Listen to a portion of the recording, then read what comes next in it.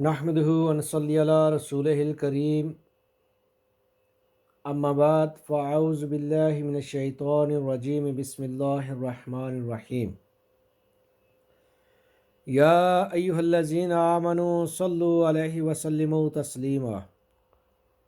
اللہم صلی علی سیدنا محمد وعلی آلہ واصحابہ وبارک وسلم وصلی علیہ۔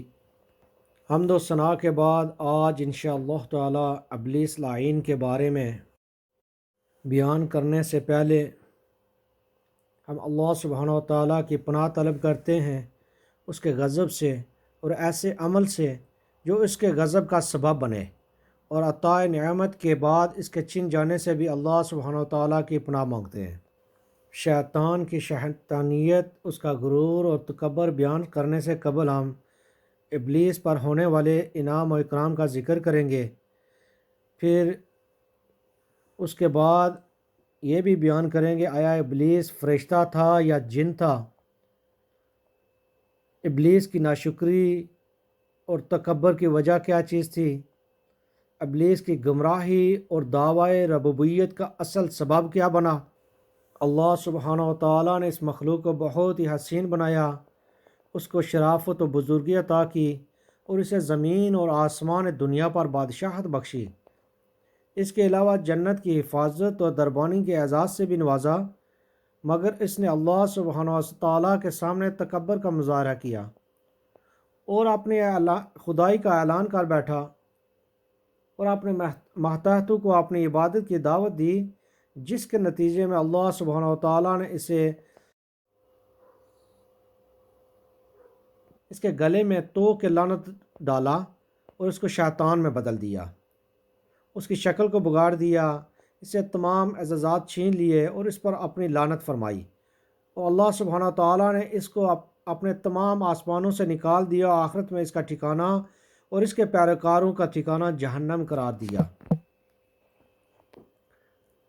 ابن عباس رضی اللہ تعالیٰ عنہ نے فرمایا کہ ابلیس فرشتوں کے سرداروں میں سے تھا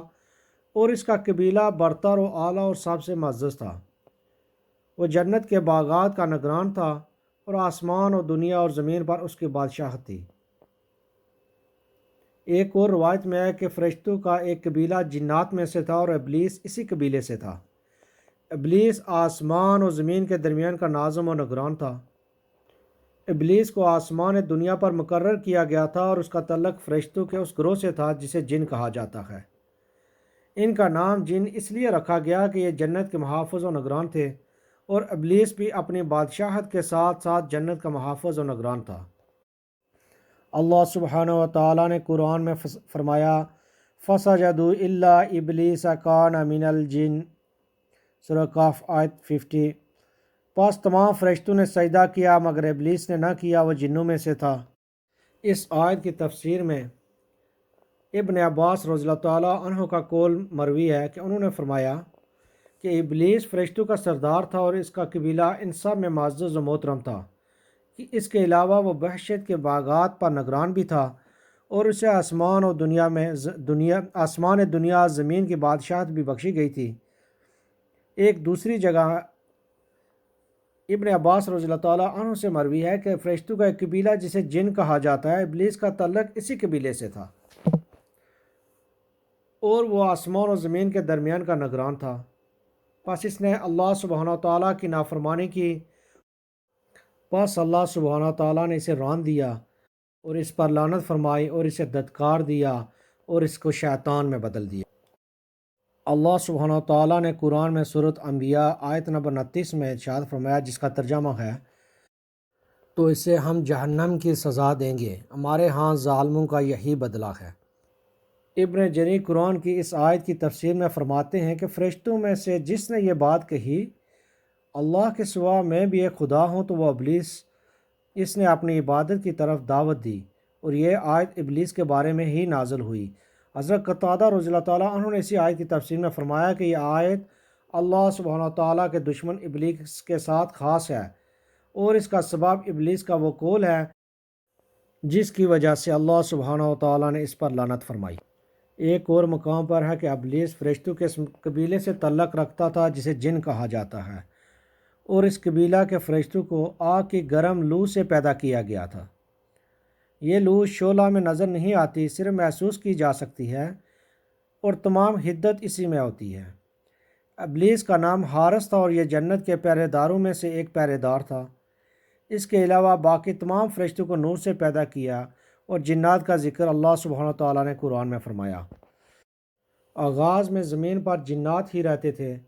انہوں نے زمین پر فساد برپا کیا اور ایک دوسرے کو قتل کیا۔ پس اللہ سبحانہ تعالیٰ نے ان کی سرکوبی کے لیے ابلیس کو فرشتوں کے ایک لشکر کے ساتھ بھیجا،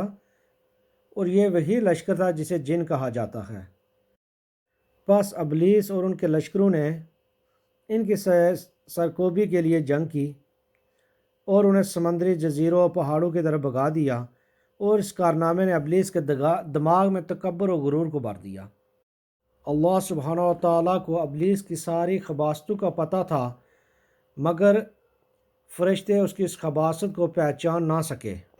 ایک اور قول ہے کہ ابلیس گناہ کا مرتکب ہونے سے پہلے فرشتوں میں سے تھا۔ اس کا نام عزازیل تھا اور زمین کا باشندہ تھا، اور ریاضت و مجاہدہ میں سب سے بڑا تھا۔ پس اسی چیز نے اسے تکبر پر اکسایا، اور وہ فرشتوں کے قبیلہ جن سے تعلق رکھتا تھا۔ ایک اور قول ہے کہ ابلیس فرشتوں میں سے ایک فرشتہ تھا، اور اس کا نام عزازیل تھا، اور وہ زمین کے باشندہ اور اس کو آباد کرنے والا تھا۔ فرشتوں میں سے زمین کے راشی فرشتوں کا نام جن رکھا گیا تھا۔ ایک تیسرا قول بھی ہے جس کے مطابق ابلیس پر لعنت کے سبب میں یہ ہے کہ یہ دراصل اس مخلوق کی باقیات میں سے ہے جسے اللہ سبحانہ و تعالیٰ نے پیدا فرمایا، اور انہیں کسی چیز کا حکم دیا لیکن انہوں نے انکار کر دیا۔ ایک چوتھے قول کے مطابق یہ ان جنات کی باقیات میں سے ہے جو زمین میں رہتے ہیں، اور انہوں نے زمین میں خون بہایا اور فساد برپا کیا، اپنے رب کے احکامات کے خلاف کام کیا۔ پھر فرشتوں نے ان سے جنگ کی اور انہیں سمندری جزیروں اور پہاڑوں کی طرف مار بھگایا۔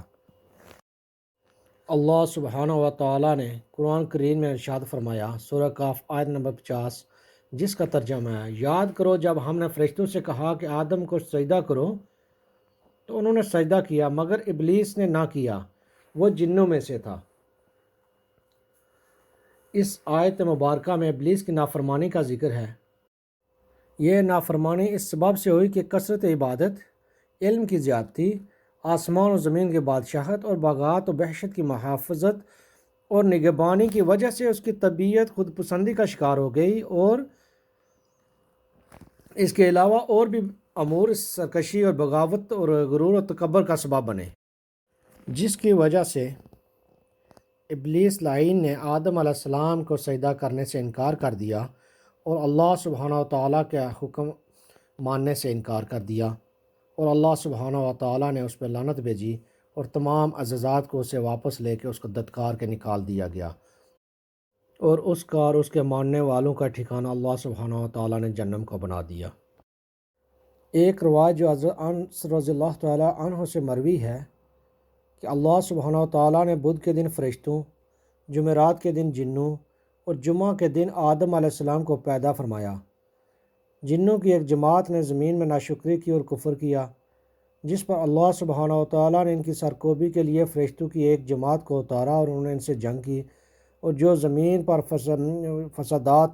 کرتے تھے ان سے اس زمین کو خالی کروا دیا۔ ابلیس کی گمراہی اور رسوائی کا اصل سبب میں اہل علم کی مختلف آراء ہیں۔ ایک قول تو وہی پہلے والا ہے، دوسرے قول کے مطابق ابلیس آسمان دنیا، زمین اور اس کے درمیان کے تمام علاقے کا بادشاہ و منتظم تھا، نیز جنت کا محافظ و نگران بھی تھا۔ ابلیس عبادت الہی میں بہت زیادہ مشقیں اٹھاتا تھا، جس کی وجہ سے وہ خود پسندی کا شکار ہو گیا اور اپنے آپ کو بہت اعلیٰ و عرفہ اور فاضل و کامل سمجھنے لگا، اور آخرکار اس نے اللہ سبحانہ تعالیٰ کے سامنے بھی تکبر کر دیا، حتیٰ کہ یہاں تک کہہ دیا کہ اللہ سبحانہ تعالیٰ نے جو کچھ مجھے عطا کیا ہے وہ میری ذاتی ریاضت کا انعام و ثمر ہے۔ یہی وہ تکبر تھا جس کی وجہ سے اللہ سبحانہ و تعالیٰ نے جب ابلیس سے کہا کہ آدم کو سجدہ کرو تو ابلیس نے یہ کہہ کر انکار کر دیا کہ میں تو آدم سے اعلیٰ ہوں۔ ابلیس کی قیام گاہ کے بارے میں امام احمد رحمۃ اللہ تعالی علیہ یہ بیان فرماتے ہیں کہ ان سے اور ابن جریح نے بیان کیا اور ابو زبیر نے بھی انہیں بتایا کہ جابر بن عبداللہ رضی اللہ تعالی عنہ نے نبی کریم صلی اللہ علیہ وآلہ وسلم کو یہ فرماتے ہوئے سنا کہ ابلیس کی مستقل قیام گاہ سمندر میں ہے، لیکن وہ رات دن انسانی برادری میں چکر لگاتا رہتا ہے اور ان میں فتنے پھیلانے کو اپنے واحد اور عظیم تر منزل سمجھتا ہے۔ امام مسلم جابر رضی اللہ تعالیٰ عنہ سے روایت کرتے ہیں کہ آپ صلی اللہ علیہ وسلم نے ارشاد فرمایا، شیطان اپنا عرش پانی پر سجا کر فتنہ و فساد اور گمراہی پھیلانے کے لیے شیطانوں کی تشکیل کرتا ہے اور پھر ہر ایک کی کارگزاری سنتا ہے۔ فتنہ بردار و آپس میں تفریق ڈالنے والے شیطان کی تعریف کرتا ہے اور اس کو اپنا مقرب بنا لیتا ہے۔ اس کے شیطانی کارندے مسلمانوں کی آپس میں محبت و الفت میں تفریق ڈالنے کے درپے رہتے ہیں۔ شیطان کی فتنہ پردازی سے بچنے کے لیے اللہ سبحانہ و تعالیٰ نے معوذتین نازل فرمائیں۔ ایک اور روایت میں ہے کہ شیطان ابن آدم کے دل پر اپنی ناک رکھ کر سونگھتا ہے، اگر وہ ذکر کر رہا ہوتا ہے تو وہ دور ہٹ جاتا ہے، اگر وہ ذکر سے غافل ہوتا ہے تو اس کے دل میں وسوسے ڈالتا ہے اور بندے سے آ کر یہ کہتا ہے کہ یہ چیز کس نے پیدا کی۔ آخر میں پوچھتا ہے کہ تمہارے رب کو کس نے پیدا کیا، لہٰذا جب وہ سوال کرے تو تم اللہ کا ذکر کر کے اس کو بھگا دیا کرو۔